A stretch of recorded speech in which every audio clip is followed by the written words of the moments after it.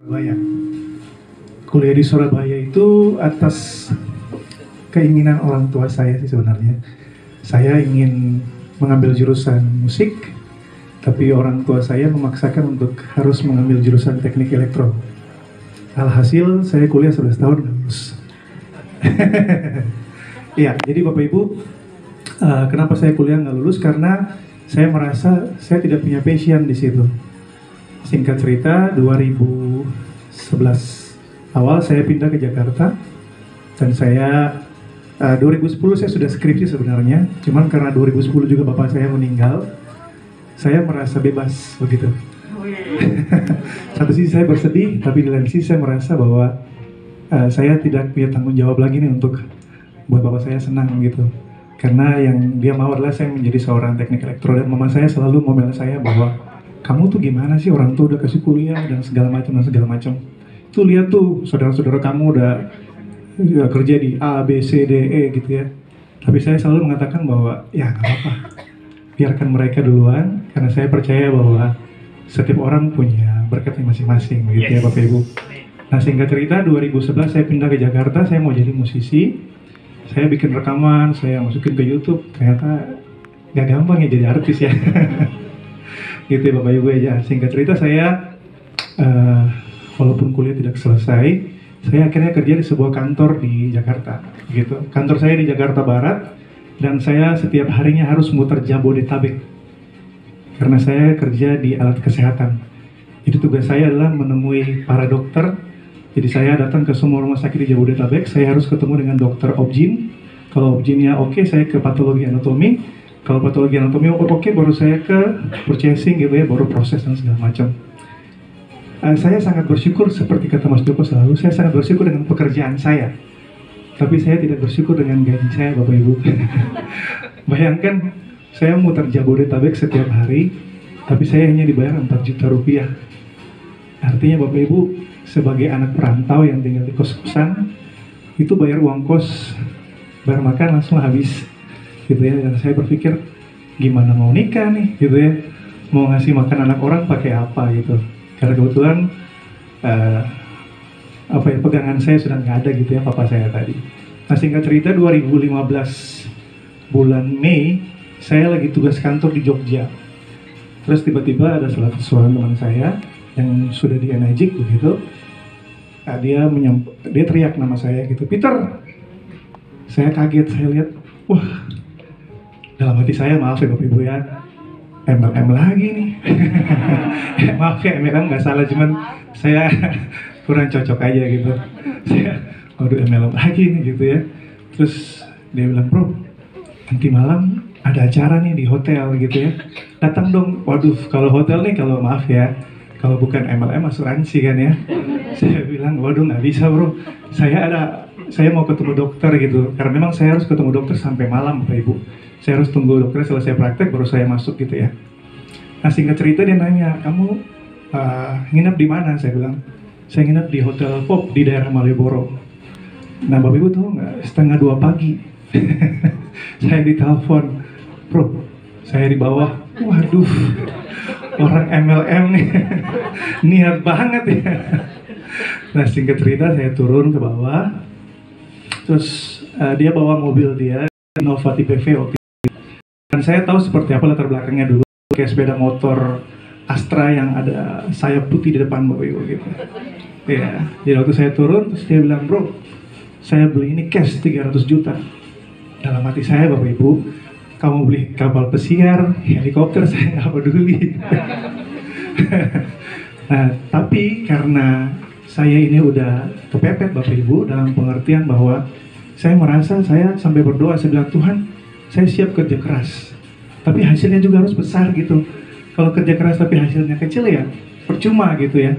Nah singkat cerita, waktu dia masuk ke lobi hotel, dia memperlihatkan, kebetulan pada tahun itu saya kena kanker stadium 4 Bapak Ibu. Ya, kantong kering.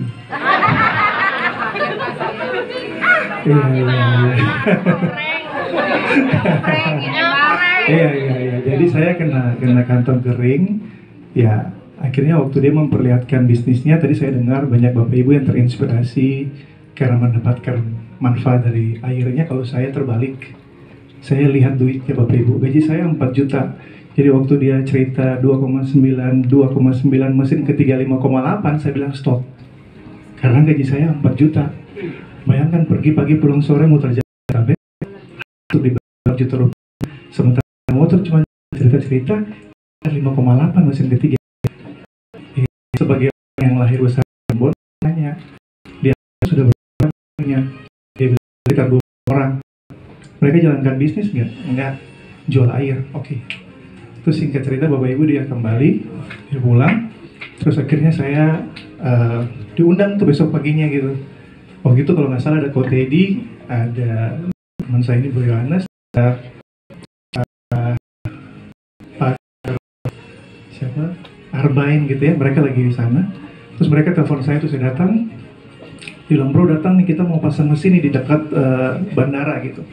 Jadi waktu saya sampai di sana, Bapak Ibu maaf, saya dikasih fasilitas nih dari kantor, ada kendaraan pribadi, kendaraan buat kantor gitu ya. Jadi saya pakai kemeja tangan panjang gitu ya. Jadi saya merasa wah keren gitu. Jadi waktu datang gitu, terus dikasih kangen water gitu. Waktu saya minum segelas, saya kelayangan Bapak Ibu.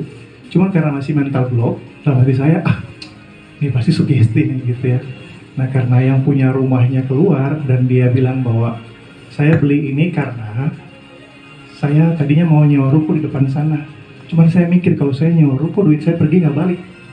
Tapi kalau ini balik dan bisa bantu banyak orang. Ada situ Bapak Ibu menginspirasi saya. Singkat cerita Bapak Ibu, saya akhirnya memutuskan untuk resign gitu ya. Saya memutuskan untuk resign dengan catatan bulan depan saya diusir dari kos. Sampai mama saya menelpon saya dari Ambon, mama saya bilang, kalau kamu resign dari kantor bulan depan, siapa yang bayarin uang kos-kosan kamu gitu.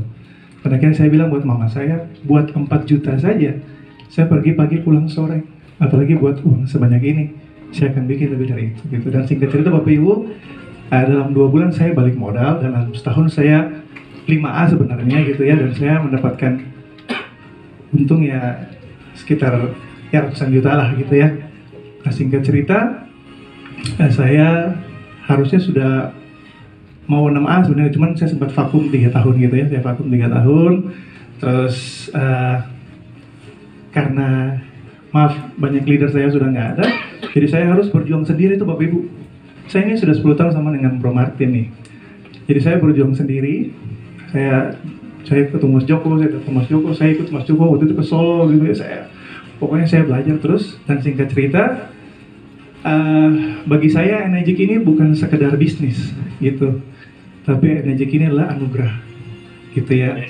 Anugerah bukan hanya buat diri saya, tapi juga buat orang lain. Saya melihat Energik ini bukan bisnis untuk orang kaya, enggak. Seperti tadi kata Pak Wikan, Pak Andika dan teman-teman semua, bahwa di sini kita membantu orang. Seperti apa sih yang dibantu? Seperti saya ini, orang yang kuliah 11 tahun nggak lulus, yang nggak punya masa depan gitu, yang dianggap sepele di luar sana begitu. Tapi dengan adanya Energik, saya melihat bahwa ini ada harapan buat saya dan buat orang lain begitu. Jadi Bapak Ibu, pencapaian 6A buat saya sekarang bukan sebuah hal yang wow gitu. Tapi bagi saya ini adalah awal. Kalau seperti kata Mas Joko, saya selalu menempatkan diri saya seperti 0A begitu. Bahwa saya harus terus belajar dari siapapun begitu, karena bukan tentang kita hebat, tapi bagaimana kita bisa membantu tim kita untuk mereka bisa mendapatkan perubahan hidup seperti yang mungkin sudah kita rasakan. Jadi itu dari saya. Dan ya saya tambah sedikit, ada 2 hal yang menurut saya lucu gitu, tapi satu lucu, satu menginspirasi gitu. Jadi yang pertama, waktu saya masih kerja kantor, itu bos saya bilang, kalau nanti kita tembus omset 100 juta, saya bayarin kita semua pergi ke Bangkok. Saya ingat banget Bapak Ibu. Nah, saya resign tuh bulan Mei, saya masuk Energik bulan Juni. Di bulan Oktober Bapak Ibu saya berangkat ke Hong Kong. Jadi janji bos saya tadi kalau nanti omset 100 juta dia bayarin pergi ke Bangkok. Ternyata ketika saya masuk ke Energik, Juni, Juli, Agustus, September, Oktober, saya sudah berangkat ke Hong Kong dengan biaya sendiri dari Energik. Nah yang kedua, bos saya bilang kalau nanti omset perusahaan tembus 100 juta, Ternyata Bapak Ibu di tahun kedua saya dibayar dalam sebulan 124 juta. Gitu. Jadi bagi saya wow. Sesuatu yang yang ketiga ini yang luar biasa. Jujur saja waktu pertama kali beli, saya beli mesin yang junior 2 ya. Nah, saya merasa ketika sudah punya mesin saya merasa mantap nih. Kesehatan udahlah, fisik mantap lah gitu. Ternyata Bapak Ibu 2021 saya kena diabetes. Jadi dari 2015 pakai mesin, 2021 saya kena diabetes karena pola hidup saya yang kacau balau pas COVID gitu. Jadi tiap malam beli martabak, gitu ya, manis, makan, pokoknya gitu kayak ada kangen water gitu ya. Nah singkat cerita, saya punya HbA1c 11 dok. HbA1c saya 11 dan saya punya gula darah 220 dan saya kena fal hati, gamma GT dan ya kena fal hati lah ya. Nah terus diskusi dengan dokter bilang bahwa saya harus minum obat dan suntik insulin karena udah terlalu tinggi. Terus saya diskusi dengan istri saya bilang, setahu saya kalau diabetes kan itu karena sel reseptor beta pankreas rusak ya dok ya. Ini pemikiran orang awam ya Bapak Ibu ya. Saya berpikir kalau sel rusak kan karena radikal bebas ya. Antioksidan kan untuk mengatasi radikal bebas ya. Jadi saya cari aja sumbernya gitu. Akhirnya saya bilang istri saya, udah kita beli 50 juta deh yang SD501 gitu ya. Nah saya beli yang luar biasa dari bisnis aja Bapak Ibu. Ketika saya beli SD501, saya dapat komisi 23 juta. Wah. Enak ya Bapak Ibu ya. Beli mesin kita dapat komisi 23 juta. Nah singkat cerita dalam 3 bulan dari 11 dia turun 6,7 gitu. Memang masih ada tanpa, dan fal hati saya kemudian sampai sekarang pun masih, ya memang masih ada karena pola hidup masih belum.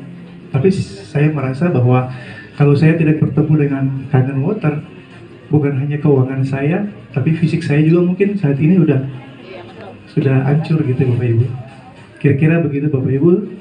Saya percaya bahwa kita semua hadir di sini karena kita punya tujuan yang mulia untuk keluarga kita gitu ya, dan buat orang lain, sehingga semangat dan semoga menjadi inspirasi bagi banyak orang. Terima kasih. Tepuk tangan buat Pak Peter Lopula.